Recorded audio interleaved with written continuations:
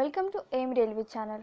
तो हम जो प्रीवियस वीडियोस में हमने आर्टिकल्स देखे थे, फंडामेंटल राइट्स देखे थे। एक्चुअली फंडामेंटल राइट्स जो है आर्टिकल 12 से लेके आर्टिकल 35 तक, ठीक है। तो हमने 23 एंड 24 तक देख लिए थे फंडामेंटल राइट्स। अब आगे के फंडामेंटल राइट्स पढ़ेंगे हम लोग, और हम पढ़ेंगे आर्टिकल 32 जिसमें रीट्स दी गई है, ठीक है। तो आज का सेशन बहुत ही मज़ेदार है, आपको मज़ा आएगा। चलिए फिर स्टार्ट करते हैं। आर्टिकल 29 क्या कहता है? एक्चुअली आर्टिकल 29 और 30 जो है कल्चरल एंड एजुकेशनल राइट्स है, ठीक है, फंडामेंटल राइट्स में ही। आर्टिकल 29 का ये बोलना है कि कोई भी ग्रुप हो, ठीक है, कोई भी ग्रुप हो, अगर उसकी कोई डिस्टिंक्ट लैंग्वेज है या फिर उसका कोई कल्चर है, वो उसको अधिकार है वो कल्चर फॉलो करने का। क्या मतलब? देखिए, जैसे कि कोई ट्राइब है, ठीक है, कोई ट्राइब है मध्य प्रदेश में, जो बहुत सारे ट्राइब है, जैसे गोंद जो बहुत ही बड़ी ट्राइब है। तो वो आदिवासी लोग, उनकी जो स्क्रिप्ट है, उनकी जो भाषा है और उनका जो कल्चर है, वो उसे संभाल कर रख सकते हैं। वो उस कल्चर को फॉलो कर सकते हैं बिना किसी दिक्कत के, ठीक है। तो ये आर्टिकल 29 कहते कहते एक्चुअली मुझे याद आ गया कि ये क्लासिकल लैंग्वेज का भी एक पॉइंट यहाँ पे इंटरलिंक किया जाए। देखिए, क्लासिकल लैंग्वेज हमारे यहाँ पे 6 है, ठीक है। और 7 महीने पहले महाराष्ट्र की सरकार ने ये दावा किया था कि मराठी भी एक क्लासिकल लैंग्वेज है, इसे भी एक क्लासिकल लैंग्वेज का दर्जा देना चाहिए। क्लासिकल लैंग्वेज का मतलब क्या है एक्चुअली? देखिए, कोई भी लैंग्वेज अगर 200 साल पुरानी है तो उसे एज अ क्लासिकल लैंग्वेज हम लोग जो है, सॉरी, जो कॉन्स्टिट्यूशन है एक्चुअली, वो उसे दर्जा दे देता है, ठीक है। तो तमिल जो है सबसे पहली क्लासिकल लैंग्वेज है। उसके बाद संस्कृत, कन्नड़ा, तेलुगु, मलयालम एंड उड़िया। तो इसमें क्वेश्चन कुछ इस तरह से होगा कि हमारे यहाँ पे कितने, इंडिया में कितने क्लासिकल लैंग्वेज है? तो 6। सबसे पहली कौन सी? तमिल। और सबसे नई कौन सी? उड़िया, ठीक है। और कौन सी सरकार या फिर कौन से स्टेट ने ये दावा किया है कि उनकी लैंग्वेज जो है क्लासिकल लैंग्वेज है? तो महाराष्ट्र ने, याद रखिए, ठीक है। 6 क्लासिकल लैंग्वेज, फर्स्ट वन मतलब सबसे oldest one added is in 2004 Tamil, और सबसे जो नई है यंगेस्ट वन इज उड़िया, ठीक है। आर्टिकल 30 देखते हैं। आर्टिकल 30 का क्या कहना है कि ये माइनॉरिटी पे है, ठीक है। माइनॉरिटी, हमारे इंडिया में हमारा कॉन्स्टिट्यूशन 2 ही तरह के माइनॉरिटीज अलाउ करता है। कौन सी माइनॉरिटी? Linguistic and religion. क्या मतलब? धर्म के आधार पर माइनॉरिटी, अल्पसंख्यक, और भाषा के आधार पर। ये क्वेश्चन बहुत बार पूछा गया है। आईबी का जो इंटेलेक्चुअल ब्यूरो 2017 में पेपर हुआ था, तब ये क्वेश्चन पूछा गया था कॉन्स्टिट्यूशन, सॉरी, पॉलिटी में, कि हमारे इंडिया में कॉन्स्टिट्यूशन में कितने टाइप के जो है, स्टेटमेंट बेस्ड था, कितने टाइप के माइनॉरिटीज अलाउ किए जाते हैं। तो लिंग्विस्टिक एंड रिलीजन, वो क्वेश्चन आईबी के 2017 पेपर में आया। उसके बाद वो क्वेश्चन इतना ज़्यादा कॉपी हुआ, अभी भी आने के चांसेस बहुत ज़्यादा है, ठीक है। तो हर आर्टिकल 30 का क्या कह रहे हैं कि every linguistic and religious minority shall have the right to establish and maintain education institution. क्या मतलब? अब देखिए, वो माइनॉरिटीज है, इसका मतलब उनके जो लोग हैं वो कम है, तो उनका कल्चर, उनकी जो भाषा है, उनका जो नॉलेज है, उन्हें स्प्रेड करने की ज़रूरत है, ठीक है। तो वो जो है उनका इंस्टीट्यूशन बना सकते हैं, वो इंस्टीट्यूशन वो मेंटेन कर सकते हैं। लेकिन एक बात जान लीजिए, सरकार उसके लिए पैसा नहीं देगा। ये लिख लीजिए, सरकार उसके लिए पैसा नहीं देगा। आप ही के लोग, आप ही के पैसे जमा करके आप वो इंस्टीट्यूशन बना सकते हैं। जैसे मुस्लिम लोगों का मदरसा होता है, ठीक है, तो इस तरह से वो इंस्टीट्यूशन बनाते हैं और वही लोग जो है उसे फंडिंग भी करते हैं, ठीक है। समझ में आया? तो हमारे यहाँ पे इंडिया में 6 माइनॉरिटीज हैं। सबसे पहले, जो सबसे ज़्यादा या फिर कहे लोक संख्या में ज़्यादा माइनॉरिटी है हालांकि, लेकिन ज़्यादा संख्या है उसकी, तो मुस्लिम, ठीक है। तो मुस्लिम पहली माइनॉरिटी, और सबसे कम और नई जो एड ऑन हुई है जैन्स, ठीक है, जैन। तो Muslim, Sikh, Christian, Buddhist, Parsis and Jains, ठीक है। तो ये याद रखिए, जैन समाज। तो 6 जो है हमारे यहाँ पे माइनॉरिटीज है, ठीक है। Article 29 and article 30 is all about culture and educational right, ठीक है। अब देखते हैं आर्टिकल 32। क्यों डॉक्टर बी आर अम्बेडकर ने इसे कॉन्स्टिट्यूशन की आत्मा कहा है और दिल कहा है? क्यों कहा है इसे, हम जानते हैं, ठीक है। अगर देखिए फंडामेंटल राइट्स तो दे दिए, लिख कर आ गए हो संविधान में, लेकिन क्या आगे जाकर किसी सरकार ने उस फंडामेंटल राइट्स को क्या कहते तो मानने से मना कर दिया, फिर या फिर फंडामेंटल राइट्स को डायरेक्टली वायलेट कर दिया, ठीक है, मना ही कर दिया, हम नहीं मानेंगे ऐसे कुछ कहा, या फिर गलत कर दिया कुछ। देखिए राइट टू लाइफ है, या फिर right to freedom of speech है, ठीक है, बोलने का अधिकार, आपसे अगर वो ही छीन लिया जाए, ठीक है, मीडिया को अगर बोलने का अधिकार ही ना दिया जाए, तो मीडिया कैसे बताएगी कि आपकी जीडीपी कहाँ जा रही है, आपकी अनएम्प्लॉयमेंट रेट क्या है, और सो मेनी थिंग्स तो वो अगर राइट्स छीन लिए जाए तो ये फंडामेंटल का वायलेशन है, फंडामेंटल राइट्स का वायलेशन है। तो फंडामेंटल राइट का वायलेशन होते ही हम डायरेक्टली सुप्रीम कोर्ट में इसके खिलाफ दावा कर सकते हैं। देखिए अगर कोई भी केस करना हो तो पहले डिस्ट्रिक्ट लेवल पे, ठीक है, डिस्ट्रिक्ट कोर्ट में हम केस करते हैं, फिर दावा ठोकते हैं, फिर डिस्ट्रिक्ट कोर्ट से ऊपर जाता है हाई कोर्ट में, ठीक है, हाई कोर्ट में, फिर हाई कोर्ट से आगे सुप्रीम कोर्ट में जाता है। लेकिन अगर आपने फंडामेंटल राइट्स में, ठीक है, फंडामेंटल राइट्स ही वॉलेट हो रहे, तो हम डायरेक्टली सुप्रीम कोर्ट में ये दावा कर सकते हैं, या फिर कहते तो केस डायरेक्टली हम सुप्रीम कोर्ट में दर्ज करा सकते हैं, ठीक है। तो डॉक्टर बी आर अम्बेडकर ने कहा था कि article 32 is heart and soul of constitution of India. ये क्वेश्चन बहुत बार पूछा है, इस बार भी पूछ सकता है किसी भी शिफ्ट में, ठीक है। तो रेमेडी, ठीक है, right to constitution remedy, remedy का मतलब क्या है, उपचार। अगर आप हमारा फंडामेंटल राइट्स हमसे ही छीनोगे तो हमें पता है कि आपका उपचार कैसे करना है, ठीक है, हम करेंगे क्या करना है हमें, तो इस तरह से मतलब एक क्या कहते हैं उपचार की तरह, ठीक है, रेमेडी। तो आर्टिकल 32 में कुछ रीट्स है, रीट्स का मतलब क्या होता है, कड़ा आदेश, ठीक है, कड़ा आदेश। तो ये जो रीट्स होते हैं, ये these are those order which are issued by supreme court to prevent the right of people, ठीक है, सुप्रीम कोर्ट ही इसे इशू करता है कि हम जो भारतीय है हमारे राइट्स हमें मिलने चाहिए, ठीक है, हमारे राइट्स का कोई भी उल्लंघन नहीं होना चाहिए। तो इस तरह 5 रीड्स है, ठीक है, 5 कड़ा आदेश है, ये याद रखना, habeas corpus, mandamus, prohibition, सर्शरी and quo warranto. तो पहली वाली देखते हैं कि पहला जो रिट है वो क्या है। हैबियस कॉर्पस का मतलब है शरीर दमन की नीति। क्या मतलब है इसका, ये हैबियस कॉर्पस जो वर्ड है सबसे पहले महात्मा गांधी जी ने यूज किया था जालियनवाला बाग हत्याकांड जब हुआ था, तब 1990 में, तब 13 अप्रैल 1990 में आई थिंक, तो तब उन्होंने कहा था कि ये तो हैबियस कॉर्पस है। क्या मतलब है इसका, इसका मतलब है तब जो जनरल डायर थे उन्होंने जो है पुलिस वालों को इतनी क्या कहते पावर दे दी थी कि आप अगर किसी को देखोगे तो राइटली उसे वहीं पे शूट कर दो, ठीक है, उसे वहीं पे शूट कर दो, इतनी पावर दी गई थी, और उस पुलिस वाले के खिलाफ कोई भी एक्शन नहीं लिया गया, ठीक है, इस तरह से इतने राइट दे दिए गए थे, तो इसे कहते हैं शरीर दमन की नीति। ये फिर रिट्स जो है हमने ऐड किए हमारे संविधान में। तो हैबियस कॉर्पस क्या कहता है, it means you have the body, ठीक है, आपकी एक जो है आपका एक शरीर है, ठीक है। आप कुछ इस तरह से देखिए, एग्जाम्पल कुछ इस तरह से देखिए, किसी इंसान को, किसी को भी पुलिस उठाकर लेके गई, उसके घर से उठाकर लेके गई, और उस बंदे को पुलिस स्टेशन में रखा गया या फिर पुलिस स्टेशन के बाहर रखा गया, तो कोर्ट को इतनी ताकत होती है कि उस पुलिस स्टेशन पे केस कर सके और उस पुलिस स्टेशन को बोले कि आपने जिस इंसान को उठाया है उसके घर से, उसे अभी या फिर किसी डेट पे XYZ डेट पे हमारे सामने उसे प्रेजेंट करे, ठीक है। इसका मतलब क्या, बिफोर द कोर्ट, कोर्ट के सामने उसे जारी किया जाए, ठीक है, इसे कहते हैं हैबियस कॉर्पस। तो ऐसे किसी को भी उठा के नहीं ले जा सकते, ठीक है, अगर ले भी जाए तो उसे उस व्यक्ति को कोर्ट में हाजिर करना होगा, ये कहता है हैबियस कॉर्पस। नेक्स्ट क्या है, मैंडमस। मैंडमस का मतलब क्या होता है कि it shall be issue against public officer who do not fulfil there public duties.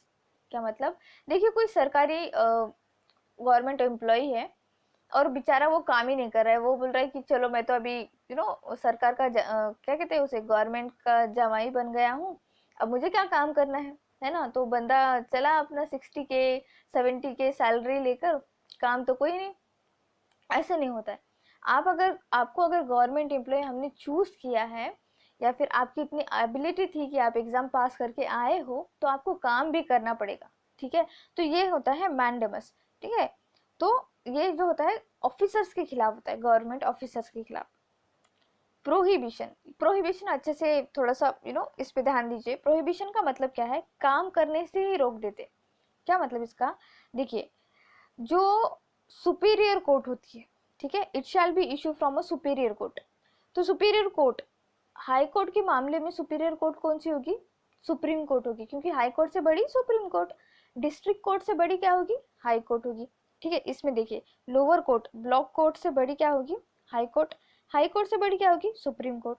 तो भाई ये लोग क्या करते हैं ना, सुप्रीम कोर्ट क्या करती है, हाई कोर्ट को बोलती है, देखो तुमने जो केस हाथ में लिया है, उस केस पे काम करना अभी के अभी बंद करो।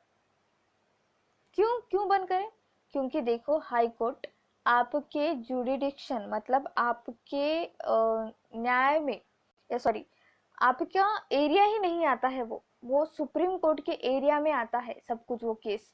तो आप उस केस पे काम करना बंद कर दीजिए। ये डायरेक्टली सुप्रीम कोर्ट कहती है हाई कोर्ट को। तो हाई कोर्ट क्या करता है, उस केस पे काम करना बंद कर देता है। अगर डिस्ट्रिक्ट कोर्ट में कोई मामला चल रहा है और वो मामला हाई कोर्ट के एरिया के अंडर आता है, हाई कोर्ट के बाउंड्री में आता है, तो हाई कोर्ट क्या कहेगा डिस्ट्रिक्ट कोर्ट को या फिर ब्लॉक कोर्ट को, भाई साहब ब्लॉक कोर्ट, आप ये काम करना बंद करो, इस पे काम मेरा हक है, मैं इस पे जो है फैसला सुनाऊंगा। आप समझ में आ गया, एकदम सिंपल लैंग्वेज में मैंने बताया।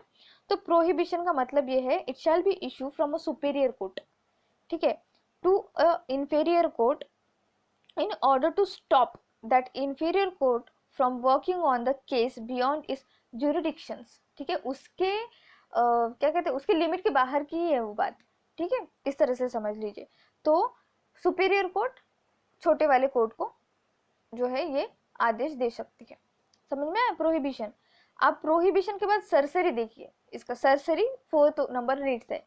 सरसरी में क्या होता है एक्चुअली, ये लोग जो है आपको कैसे, इस तरह से देखिए, फैसला कर दिया किसी कोर्ट ने, ठीक है, किसी, देखिए हाई कोर्ट ने फैसला कर दिया एक मामले पे, और फिर जो सुप्रीम कोर्ट क्या कहती है, फैसला तो दे दिया हाई कोर्ट आपने, लेकिन मेरे मतलब सुप्रीम कोर्ट, ठीक है, सुप्रीम कोर्ट वो कहती है हाई कोर्ट से, फैसला तो दे दिया हाई कोर्ट आपने, पर मेरा जो पावर है तुमसे ज्यादा है, और मैं जो तुमने फैसला सुनाया है उसे कैंसल करता हूँ, ठीक है। जो प्रोहिबिशन में क्या था, काम करने से ही रोक दे रहे थे, काम करने से ही रोक दे रहे थे। लेकिन सरसरी में क्या होता है, उसने, वो हाई कोर्ट ने या फिर कहे डिस्ट्रिक्ट कोर्ट ने फैसला सुना दिया, फैसला सुना दिया, फिर भी फैसला सुनाने के बाद भी उस फैसले को बदलने का अधिकार सुप्रीम कोर्ट को होता है, ठीक है, मतलब सुपीरियर कोर्ट को होता है। आप सुप्रीम कोर्ट के ऊपर तो कोई कोर्ट है ही नहीं इंडिया में। तो इसका मतलब क्या है, superior court, supreme court, and then high court and district court, इस तरह से होता है, ठीक है। तो इसमें क्या होता है कि क्वेस्ट मतलब कुचल देना, आपका फैसला ही कुचल देना, ठीक है। It shall be issue from a superior court to inferior court in order to quash, ठीक है, in order to quash the judgment given by the inferior court on the case outside its jurisdiction, ठीक है। फैसला सुनाने का अधिकार किसने दिया तुम्हें, डिस्ट्रिक्ट, जो ब्लॉक कोर्ट को। हाँ, हाई कोर्ट बैठा हुआ है यहाँ पे, हाई कोर्ट की लिमिट में आता है वो फैसला, तुम सुनाने वाले कौन होते हो, कैंसल। इस तरह से समझ में आया अभी, ठीक है। तो प्रोहिबिशन और सरसरी में थोड़ा सा कंफ्यूजन हो सकता है आपको, अगर कंफ्यूजन है तो फिर से एक बार ये वीडियो देख लीजिए, पूरा जो है आपका कंफ्यूजन क्लियर हो जाएगा, ठीक है। और सबसे लास्ट में आती है 5th नंबर, क्वो वारंटो रिट। क्वो वारंटो रिट का मतलब है कारण बताओ, ठीक है। कारण बताओ मतलब बाय व्हाट अथॉरिटी आप उस पोस्ट पे बैठे हुए हो, जिस पोस्ट पे आपको बैठना ही नहीं चाहिए था।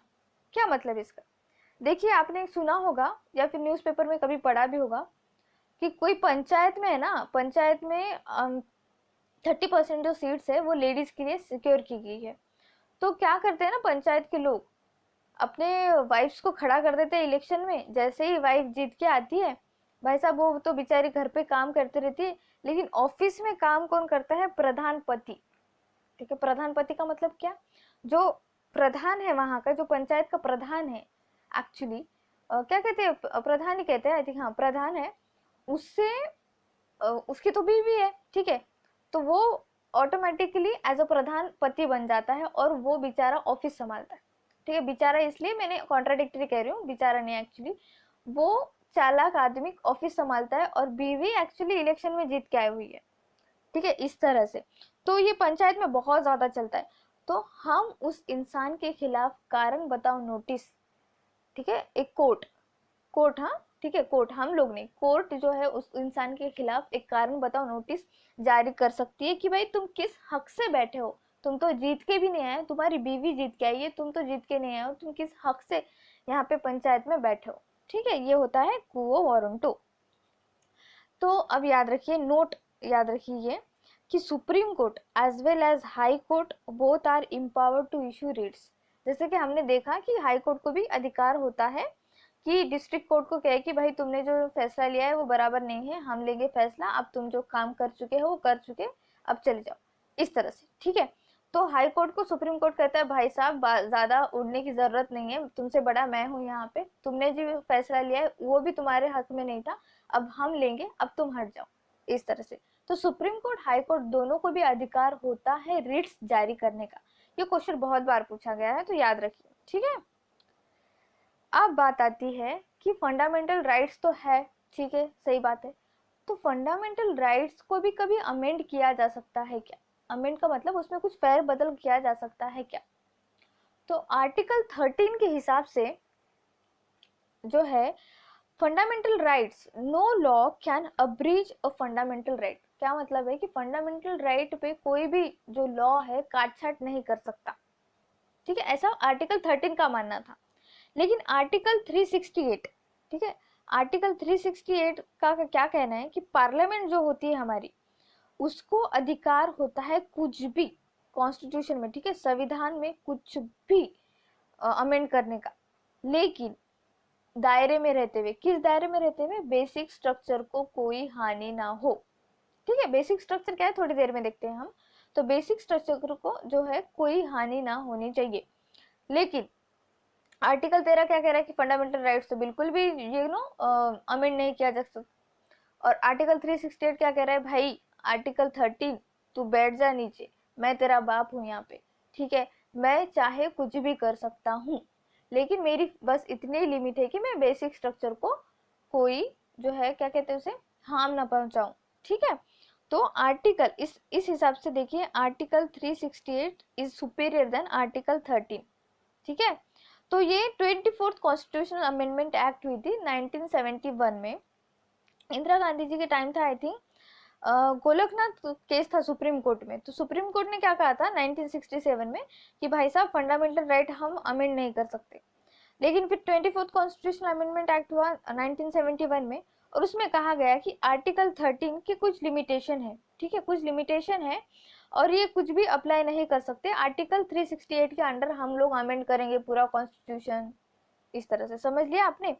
और फिर केशवानंद भारती केस है, बहुत ही फेमस केस है, ठीक है, बहुत ही फेमस केस है, अगर आपको कभी फुर्सत मिले ना तो इसके बारे में अच्छे से पढ़ लेना, ठीक है। तो ये जब केस हुआ ना, तो फिर सुप्रीम कोर्ट ने माना कि हाँ फंडामेंटल राइट हम अमेंड कर सकते हैं, इसमें कोई दो राय नहीं है। लेकिन अगर फंडामेंटल राइट आपने इस तरह से अमेंड कर दिया कि बेचारे भारतीय, बेचारे नागरिक को जीने का अधिकार ही आप छीन लोगे, तो सुप्रीम कोर्ट यहाँ बैठी है, सुप्रीम कोर्ट कोई चना चना नहीं बेच रहे यहाँ पे, सुप्रीम कोर्ट को पूरा अधिकार है कि आपका वो बिल पास ना करे, ठीक है। जैसे कि पहले फर्स्ट क्लास में मैंने बताया था, नेशनल जुडिशरी काउंसिल या judiciary system, NSD something, sorry NJS करके कोई तो एक बिल पास हुआ है पार्लियामेंट में, लेकिन सुप्रीम कोर्ट ने क्या किया, उसे नल एंड वॉइड डिक्लेयर कर दिया। क्यों? क्योंकि क्या था वो बिल कि जो है सुप्रीम कोर्ट के जो जज होंगे ना, उसे अपॉइंट करने के लिए उस कमिटी में 2 पॉलिटिशियन भी बिठाए जाएंगे। तो सीधा सीधा जुडिशरी में जो है राजनीति ऐड ऑन करने की मंशा थी जो सरकार है हमारी। तो सुप्रीम कोर्ट ने कहा हम तो क्या पागल थोड़ी दिख रहे आपको, ये हम नल एंड वॉइड डिक्लेयर करते हैं। इसलिए वो बिल जो है अभी भी पास होने के बावजूद पार्लियामेंट में वो बिल लागू नहीं हुआ है, ठीक है। तो इस तरह से तो आर्टिकल 368 जो है आर्टिकल 13 से ज्यादा पावरफुल है, याद रखिए। तो बेसिक स्ट्रक्चर एक्चुअली क्या होता है? क्या है एक्चुअली 368 में इतना पावर है लेकिन वो बेसिक स्ट्रक्चर खराब नहीं कर सकता। तो बेसिक स्ट्रक्चर ये है कि सुप्रीमेसी ऑफ अ कॉन्स्टिट्यूशन, जैसे कि मैंने सबसे पहले बताया, पहले क्लास में बताया कि हमारे संविधान सर्वोपरि है, उसके ऊपर कोई नहीं। तो आप संविधान की कीमत ही कम नहीं कर सकते, ठीक है, ये बात जान लीजिए। दूसरा क्या है, secularism is a basic feature. Secularism का मतलब क्या है, धर्मनिरपेक्षता। इसका मतलब आप संविधान में इस तरह से काट छाट नहीं करोगे कि किसी एक धर्म के लोगों को फायदा हो और किसी एक धर्म के लोगों को नुकसान हो, ये बिल्कुल नहीं होगा, ठीक है। रूल ऑफ लॉ मतलब कोई डिक्टेटरशिप नहीं होगी कि अगर हमारी सरकार आई तो हम ये कर देंगे वो कर देंगे, ठीक है, ऐसे कोई नहीं होगा। मतलब लाइक हिटलर शाही नहीं होगी यहाँ पे, डायरेक्टली इनडायरेक्टली ये बात है, ठीक है। और fair and free election, election एकदम फ्री होने चाहिए एंड फेयर होने चाहिए, ठीक है, इसमें कोई भी धांधली नहीं होनी चाहिए। ये होता है बेसिक स्ट्रक्चर। तो आज हमने क्या क्या पढ़ा, हमने पढ़ा फंडामेंटल राइट्स, तो पूरे फंडामेंटल राइट्स हो गए अभी, ठीक है। तो हम कल के जो क्लास में है डायरेक्ट डीपीएसपी देखेंगे। डीपीएसपी देखने के बाद हम देखेंगे कि हमारे फंडामेंटल ड्यूटीज क्या है। फंडामेंटल राइट्स तो देख लिया हमने, हमारे हक क्या है देख लिया। अब हम देखेंगे कि हमारे कर्तव्य क्या है, ठीक है, इस तरह से। तो आर्टिकल 29, आर्टिकल 30 देख लिया। फिर हमने देखा आर्टिकल 32, क्यों इसे हार्ट एंड सोल कहा जाता है, क्योंकि हमें इतने सारे अधिकार दिए गए हैं, कड़ा आदेश मतलब रिट्स दिए गए हैं, ठीक है। तो ये अगर कोई भी प्रॉब्लम आ रही है तो प्लीज मुझे कमेंट कर लीजिए। इस अगर स्पीड भी ज्यादा लग रही है आपको तो मैं कुछ अगर स्पीड कम भी लग रही है तो बढ़ा देंगे, ज्यादा लग रही है तो कम कर देंगे, इस तरह से, ठीक है। और प्लीज मेरे वीडियो को शेयर कीजिए। कल डीपीएसपी पढ़ेंगे। Thank you so much for watching. Please subscribe to my channel, share this video, like this video and please keep revising. Thank you.